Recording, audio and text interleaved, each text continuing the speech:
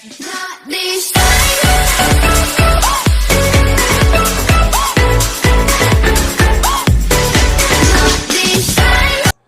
afternoon, everybody, and welcome back to the Fantasy 420, where today we are going to be discussing the draft.com ownership tool and my biggest tight end free agency loser of the offseason.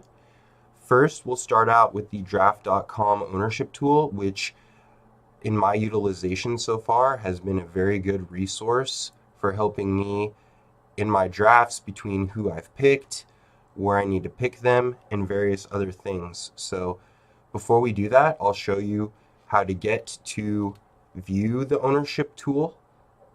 Obviously, when you go to draft.com, if you already have an account, you'll be put right into the lobby. And then there's a few other tabs that you can cycle through. My drafts would be drafts that you are entered in, and you can quickly just go in there and see which pick you are or how many picks you have left. Then you have some live results, which are drafts that you're currently in and you're waiting to see the results from. I'm currently just in some baseball drafts, but those are currently happening right now. And then you have results, which are obviously the results of your drafts and whether or not you won money. And then there's another tab that says upcoming. So that is after you've drafted and before the games have started, you can look at the upcoming drafts and click on an individual team or league right here. So for example, I would be clicking on this one to see a 7-person slow best ball league worth $1. There'd be my projected team, and that's my team right there on the side. But if we click on best ball ownership, so I could view player ownership across all contests, that's what we're going to be looking at today. And this is a very important tool for a lot of reasons, in my opinion. This is obviously to make sure you're getting your targeted players on your team.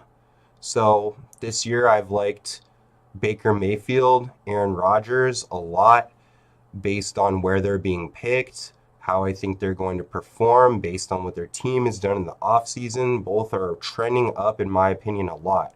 So I want to get those players on a lot of my teams, and if we look across here, we can see that they're there. And if that's not happening, you can adjust that. You'll just have to know around where they're being picked and try to get them on your team. Also, this obviously works a lot with sleeper picks. Obviously, the later the players go, the more you can control who's on your team. So if you notice you're not getting one of your sleepers, you just know you'll have to pick him earlier or handcuff to one of your better players. Then you can control that and pick them earlier in the draft than you thought they'd be going, even though they're going a little bit later.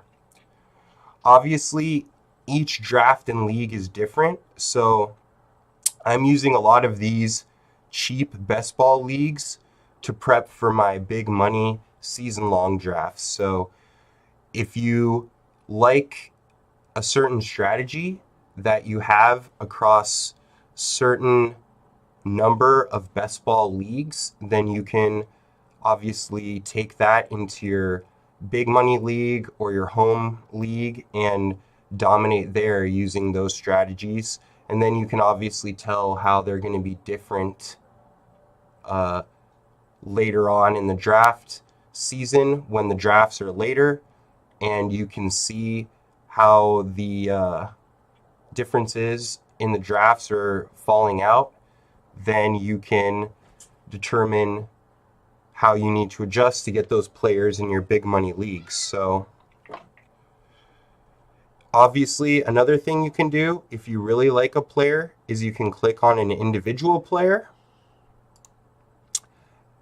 And unfortunately, my internet is being a little bit wonky right now. But underneath the player in this realm will show you all the teams. There we go. All the teams that they are on. So you can click through those, see which players go with each individual teams. And like I said, there's so many strategies and teams and information that you can garner from this best ball ownership tool, and they can help you prepare for any draft at any time. I could keep going on, but it would be much too long of a video, so I'll leave it there. But it's just a really important and awesome tool that you can use and decide which players you want on your team. It's really cool. So with that being said, obviously I've been doing a top 5 winners and losers from the epic free agency period that we just saw in the NFL offseason. I did see a lot of tight end winners, but it's really hard to predict a big tight end loser just because the points from that position are so low every single year that it's a lot easier to pick somebody who you think will vault into that point spot rather than somebody who you think will skyrocket down. And I like all the 3 players at the top of the board, the Kittle, Ertz, Kelsey range. So I just decided to pick one biggest loser from the free agency movement. And also the draft will have a much bigger impact on this position than the others. Hawkinson and Fant, like I mentioned yesterday, if one of those guys are picked on a team that has an older veteran, they could slide that veteran much farther down as they'll be utilizing him a lot less.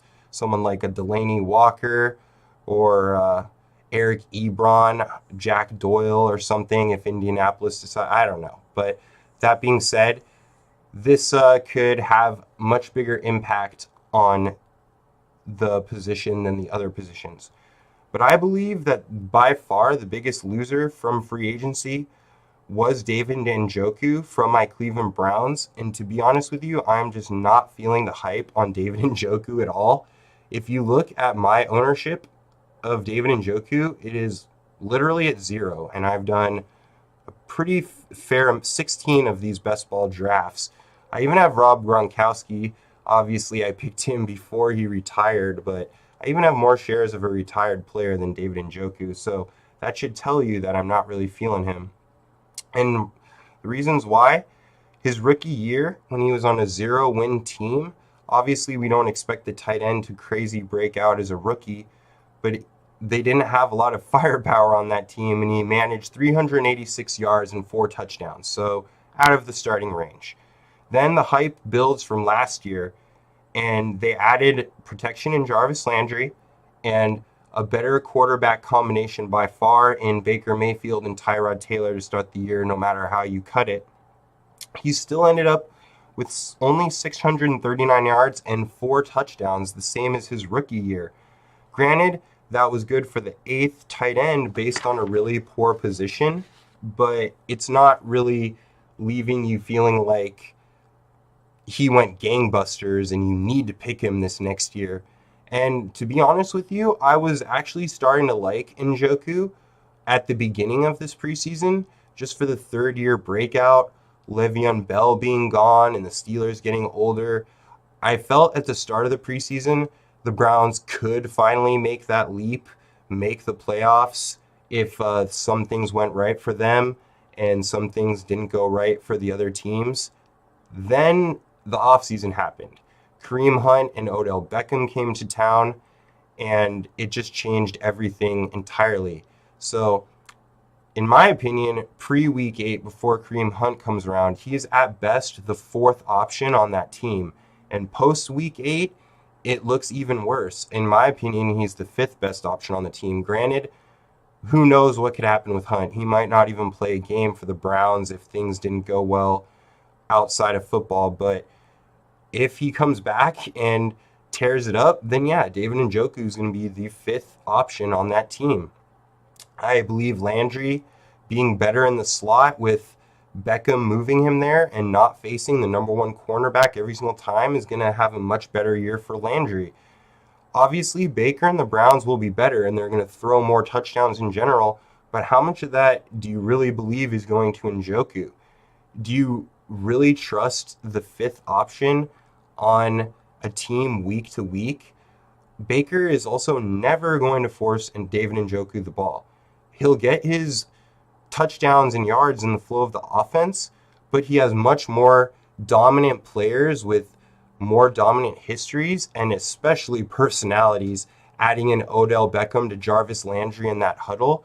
So I just don't think David Njoku at any point this year is going to be demanding the ball, and there's not going to be a whole press to get it to him.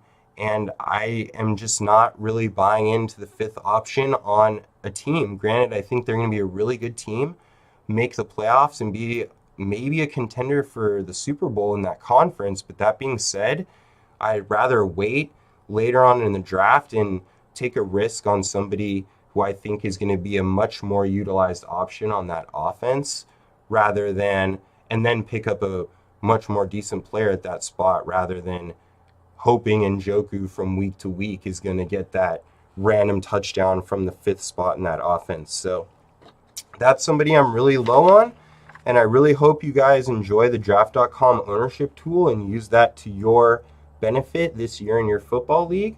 I appreciate you all listening as always, and I'll be back tomorrow with another video. I will look forward to it, and I'll see you all then. Peace.